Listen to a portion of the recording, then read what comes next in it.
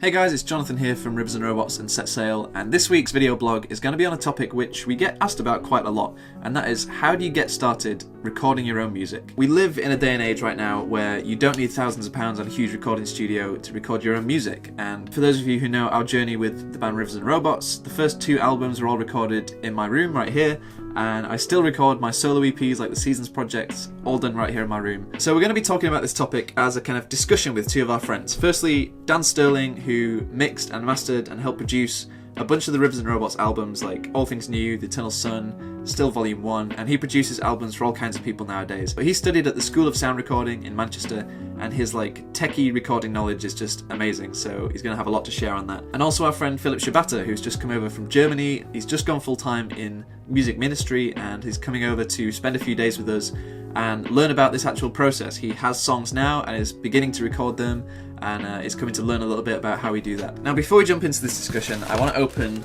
this. This is from a lady called Annette, who actually recorded a cover of a Ribbons and Robots song a while back and tagged us on Instagram, and we shared it, and she got in touch recently to say that she's now recorded her own project and has sent us some goodies to check out. So there's a mysterious letter. Let's see what's in here. Hey Jonathan, so I figured since I was going to send you the CDs, I'll just send you some snacks from Singapore as well.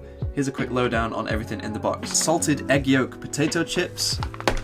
We got some poppadoms, which apparently are from Malaysia, so our drummer is from Malaysia as well, so he'll probably enjoy these.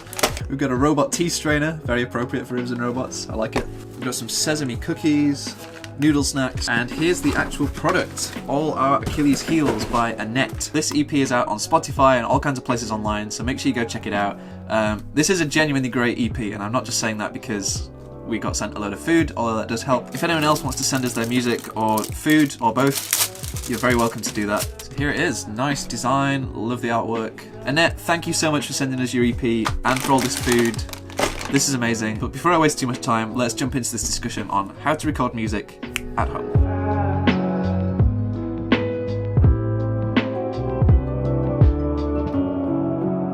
So one of the things we get asked quite a bit, if you've got song ideas but you don't know how to start recording them, what would be the essential, at least get these if you're going to start recording something? I guess the first thing to say is to get a decent DAW. I use Logic. I used to use Pro Tools, and I got more into Logic as the years went on. But you can get GarageBand for free if you get a Mac. There's other ones out there. These days, those things have a lot of inbuilt synths and things in there already. But if you want to record guitars and vocals, you'll need an interface. That's the next thing. And then I guess you might want to look at getting a couple of different types of microphone. So for vocals, you want probably a large diaphragm condenser mic, and then maybe after that look at getting a dynamic microphone, which are cheaper anyway. And that could be good for recording amplifiers and things like that. So we got DAW, just like your software.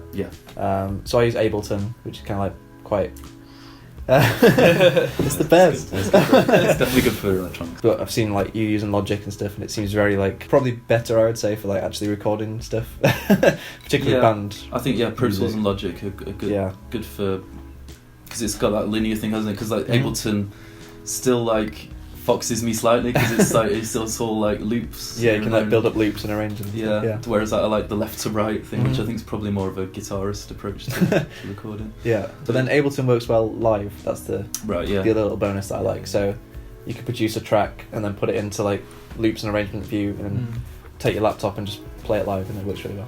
What I'd say with Logic is that there's some really good synths that come free with it as well. Particularly Alchemy is just incredible, and they have drum programming and stuff. And it's not the best that's out there, but it's a really good way to get started. Definitely. Cool. So DAW, mics. Oh no, interface. You said first. So you use a big Focusrite Mega Extreme. So for me, I like to record a band. To start with, I like to record the drums and have a guitar and vocal all together so that it kind of sounds like a live band, I guess. You might not want to do that, you might not need to do that, in which case you could just get a 2-channel. Because once I've done the drums, really, it's quite rare for me to be recording more than 2 tracks at once. And if you do a piano or something, you might want to have a few more mics there, but again, there's piano plugins out there and stuff, so it's not necessary. I'm quite a big MIDI advocate, but partly because I've just not had the budget to get mics. Use real instruments. I'm not anti-MIDI. No, of course. So I use the small version of the same kind of interface. So this is the Sapphire 24, I think, which is like 4 inputs, 6 outputs. So I can use a mic and a guitar, and then like pretty much electronic sounds for everything else. Yeah, I mean, like the Focusrite stuff, again, it's not like the most high quality in the world, but actually for the money you pay, you get really good quality for that. And I'm a big believer in not getting like super cheap stuff, because you always have to rebuy it. If you kind of go for at least the middle ground, if you can, you can have that for a lot, much longer time. And the other thing with the one I got was you can keep expanding it as well, so that's a good thing. But you think like gradually is a good thing, like gradually getting there?